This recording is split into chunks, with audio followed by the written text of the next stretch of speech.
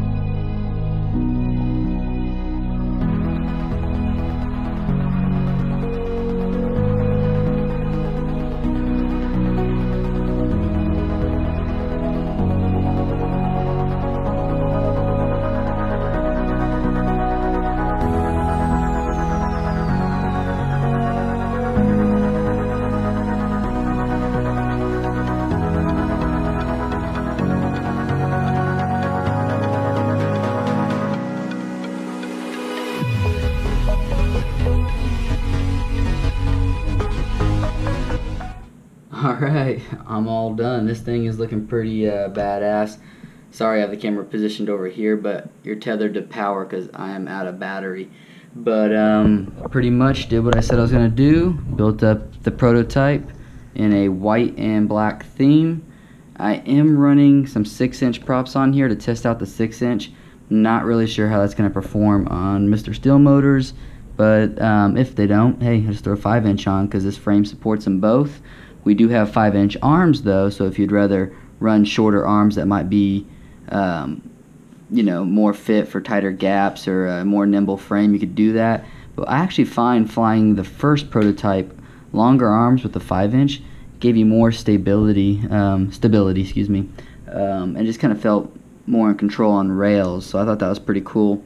But I'm about to go out and fly this. I did not end up using the stack board for the VTX. I really wanted to, but I was using 25mm screws, which I believe that's what we're going to be shipping with.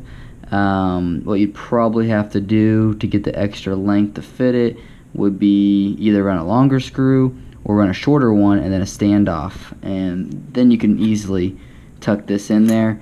But I don't mind sticking it on the top plate. It fits well. As you can see in there, there's plenty of room. Nothing is touching anything, so it should be pretty good. And that covers it. Got the antennas coming out the back. Check out that white hardware. Oh, and we do have a custom cut pad that is going to be going on this. That's actually the only part we're still waiting on to come in. Other than that, let's go get this thing up in the air and see how it flies. Alright, so yeah, I said I was going to go fly, and that was, I don't know, like 4 or 5 hours ago, because my dumb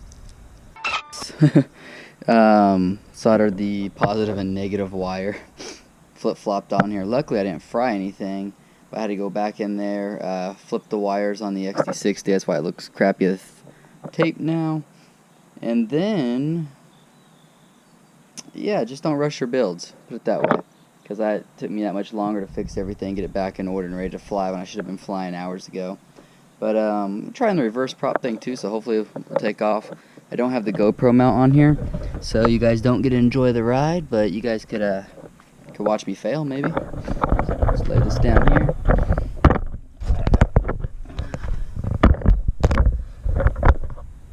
Maybe right there, I don't know. Yeah, so I was gonna go fly. Obviously, I'm sitting here the next day in the morning early trying to figure out what the heck I did wrong, because let's go ahead and cue the failure. Watch this real quick.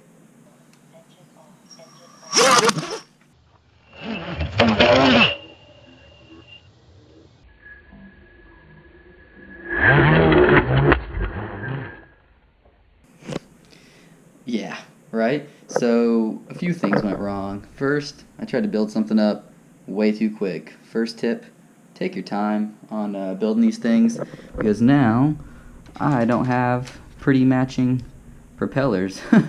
So we're just going to go ahead and fly them with the VS1s that Mr. Steele puts on his motors and just get a good flight out of it. But a few things I did wrong. First, I had to chop this end off because I soldered it backwards.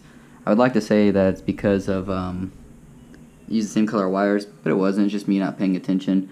Next thing is using an all-in-one board. The ESC layout is completely different, and as much as I thought I paid attention to it, I didn't. So like ESC1 is over here, but motor 1's over here on Raceflight. So I had to do the pinout, and that's what caused the propellers to break.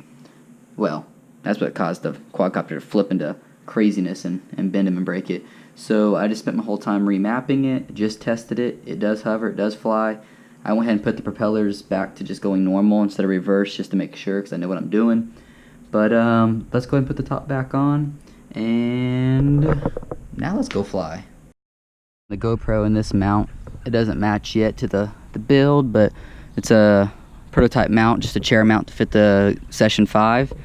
But let's see if we have the same mistake as last time. Let's do this. All right.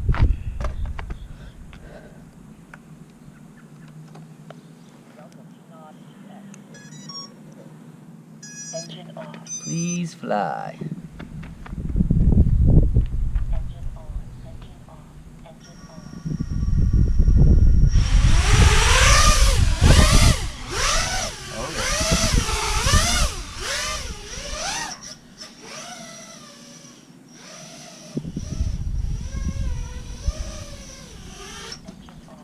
Looks like it flies pretty good. So strap the GoPro in there and let's get you guys in the air. Also, so you guys know, this is without a tune. This is just straight default race flight Skitzo board.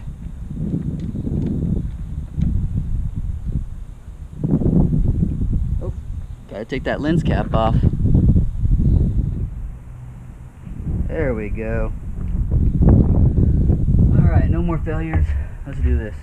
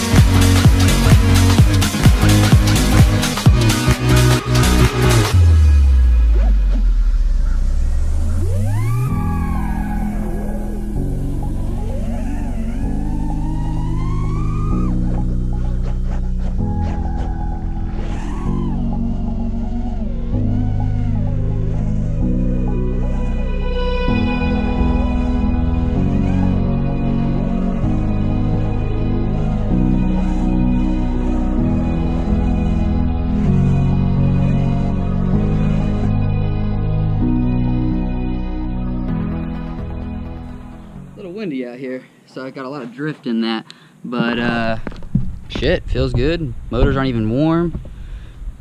Yeah. After all that headache and 2 days of, well, yesterday and today of troubleshooting, I'm happy it just flies. Hopefully you guys enjoyed that. I know it's just a backyard flight, but I just wanted to show you the new quad and how it flies, and pretty much this is almost the final revision, so there might be 1 or 2 more changes, but other than that, I think it's ready to hit the shelves, man. This thing is badass, and like trying to turn the camera like you can actually look at the quad while it's on there. Let's get you out. So one more look at it. Yep, pretty badass. So thumbs up, like this video, subscribe. And there'll be some more information on this quad soon. Like I said, it's pretty much the final revision, so it should be on pre-orders hopefully on June 15th on KineticAerial.com. Catch you guys later.